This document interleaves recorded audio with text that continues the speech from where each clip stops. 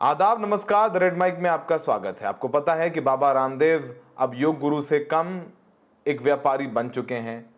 अपने सारे प्रोडक्ट्स का प्रचार वो खुद करते हैं। शिलाजीत से लेकर के शरबत तक खुद वो अपने ब्रांड्स को अलग अलग तरीके से प्रचारित करते हैं। कभी शिलाजी के प्रचार करने के लिए खुद दौड़ के तेज तेज भागते हैं, फिर अब शरबत का प्रचार करने के लिए उन्होंने अनोखा तरीका ढूंढा है, वो तरीका जो समाज को बांट दे।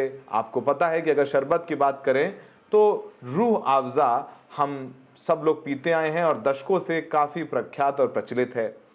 रूह अफ़ज़ा बनाने वाली कंपनी है हमदर्द।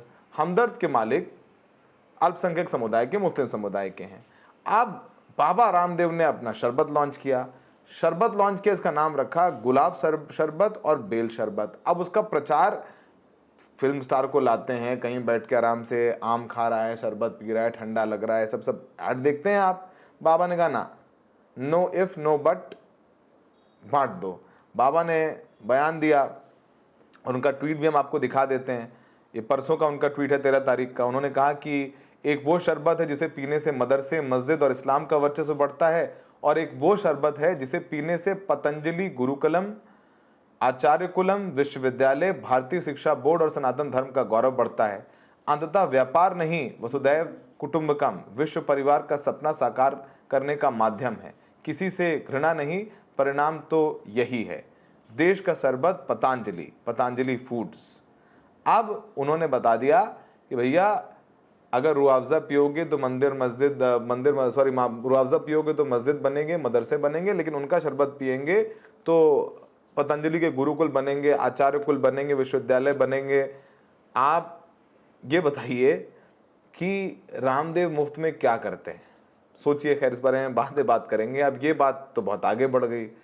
चौतरफा विरोध बाबा रामदेव को झेलना पड़ा।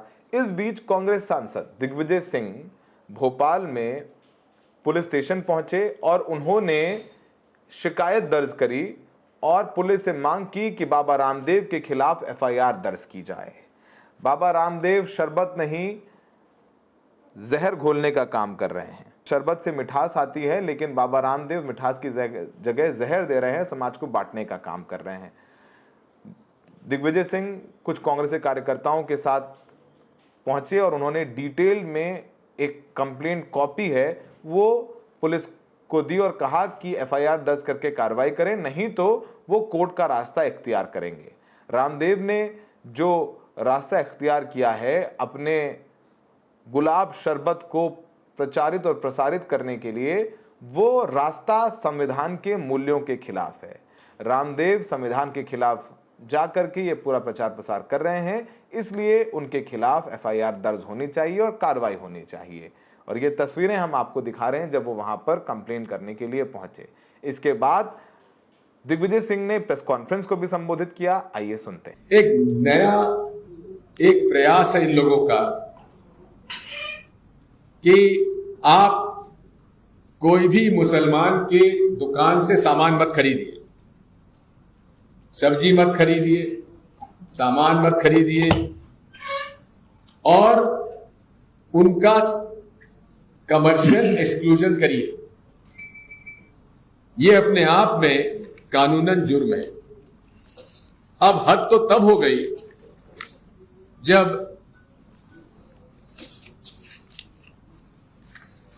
जो कि बहुत बड़े व्यापारी के रूप में उभर कर सामने आए हैं, व्यापारी रामदेव। कोई बाबा रामदेव नहीं है, व्यापारी रामदेव। और ये तो हमारे स्वामी स्वरूपानंद जी, मेरे गुरु जी, बताते थे कि हमारे धर्म में तो यह है कि कोई भी अगर भगवा वस्त्र पहनकर व्यवसाय करे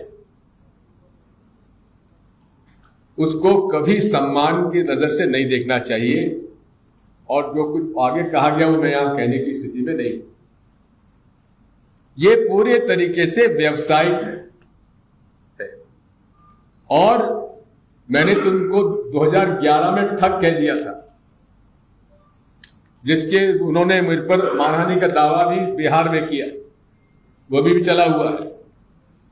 आज तक कोई प्रमाण उन्होंने नहीं दिया मेरे पास, उनके बारे में इतने प्रमाण है कि वो खड़े नहीं हो सकते। किस प्रकार से उन्होंने नकली दवाइयां, नकली वो करके उन्होंने अपना प्रसार किया है। उनके प्रोडक्ट्स को यहां तक कि डिफेंस फोर्सेस ने भी रिजेक्ट कर दिया, नेपाल में भी रिजेक्शन हो गया। उसके उदाहरण मैं आपको दूंगा। अब वो कह रहे हैं कि उनका वीडियो आया है कि लोग रूह अफ़ज़ा ना पिया करें। अब रूह अफ़ज़ा तो हम लोग बचपन से पीते चले आ रहे हैं, इसलिए मत पीजिए क्योंकि वो मुसलमान उसको बनाता है और उससे जो फायदा होगा उससे वो मस्जिद और वो मदरसे बनाए। आप उनके द्वारा बनाया गया गुलाब का शरबत पीजिए ताकि गुरुकुल का निर्माण हो। ये पूरे तरीके से अगर आप देखेंगे तो भारतीय न्याय संहिता 2023 की धारा 196(1) का 299 एवं IT एक्ट की धाराओं के अंतर्गत दंडनीय अपराध है। मैंने तय किया है कि ऐसे व्यक्ति को जो कि अपने आप को धर्मगुरु कहता है, ऐसे व्यक्ति के खिलाफ FIR दर्ज होना चाहिए और मैं उनके खिलाफ आज थाने में जाकर FIR दर्ज कराऊंगा। अब आपने दिग्विजय सिंह को सुना। बाबा रामदेव जो हिमालय ब्रांड है उनके मालिक भी मुस्लिम है, उसकी दवाई भी आती हैं और पतंजलि भी दवाएं बना रही हैं। दोनों ही हर्बल दवाएं, आयुर्वेदिक दवाएं बनाते हैं। तो वहाँ भी वो यही कह रहे हैं कि उनकी दवाएं खरीदेंगे तो मंदिर मस्जिद बनेगा, मदरसे बनेंगे, हमारी दवाएं खरीदेंगे तो फिर गुरुकुल बनेगा वगैरह वगैरह। वैसे रामदेव के इस प्रचार को लेकर के उनको खुद सुप्रीम कोर्ट में हाथ जोड़कर माफ़ी मांगनी पड़ी थी। याद होगा कोरोना के दौरान उन्होंने कोरोनिल दवाई इजाद की थी और कहा था इससे पीने से, इसका सेवन करने से कोरोना ठीक हो जाता है।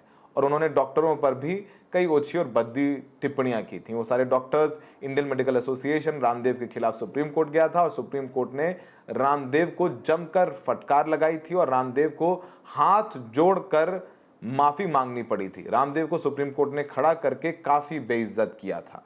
मैं बेइज्जत बहुत जिम्मेदारी के साथ इस्तेमाल कर रहा हूँ लफ्ज़। आप जा करके लाइव लॉ और बार एंड बेंच की वेबसाइट पर देख सकते हैं जिस तरीके से तीखा प्रहार बाबा रामदेव पर किया था सुप्रीम कोर्ट में, वो आपको याद आ जाएगा। अब बाबा रामदेव रूह अफ़ज़ा के पीछे पड़ गए हैं और आपको बताएं कि जो रूह अफ़ज़ा है उसकी कहानी भारत की आज़ादी से भी पुरानी है। 1907 में यूनानी हर्बल चिकित्सा और हमदर्द दवाखाना के संस्थापक हकीम हाफिज अब्दुल मजीद ने इस शरबत को इजाद किया था। उसके बाद से ये शरबत लगातार चलता आ रहा है और उन्होंने अपने वीडियो में शरबत जिहाद का नाम भी लिया है और इस पर चर्चा गरमाने लगी है।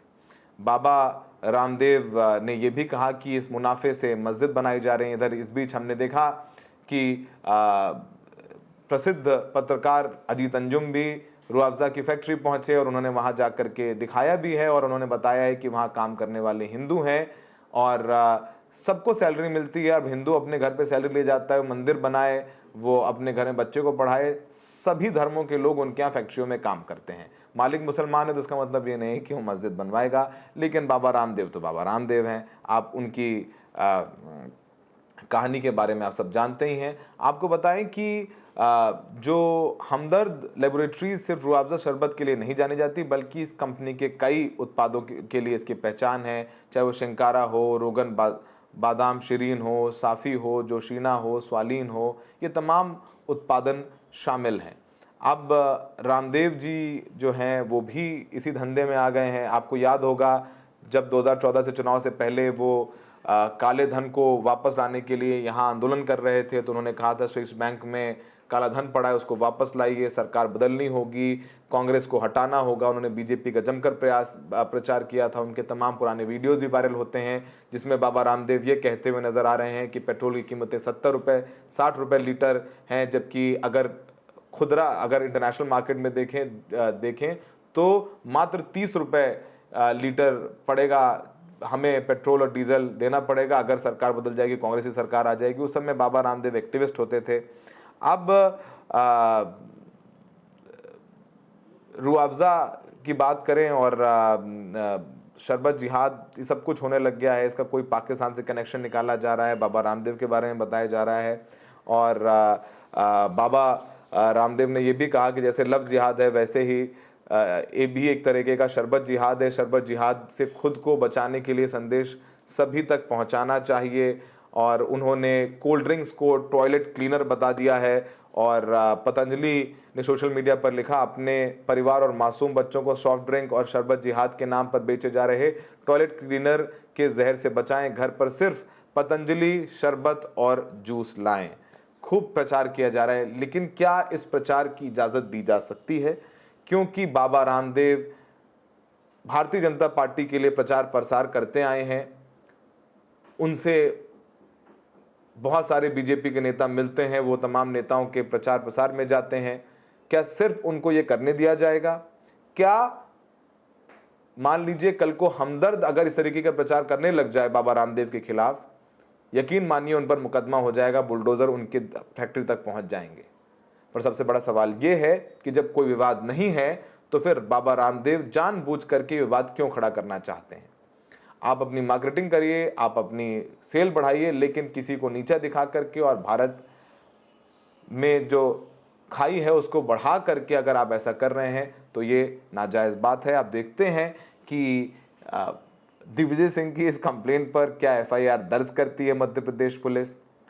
अगर एफआईआर दर्ज नहीं होगी तो दिग्विजय सिंह कह रहे हैं कि वो कोर्ट का रास्ता अख्तियार करेंगे।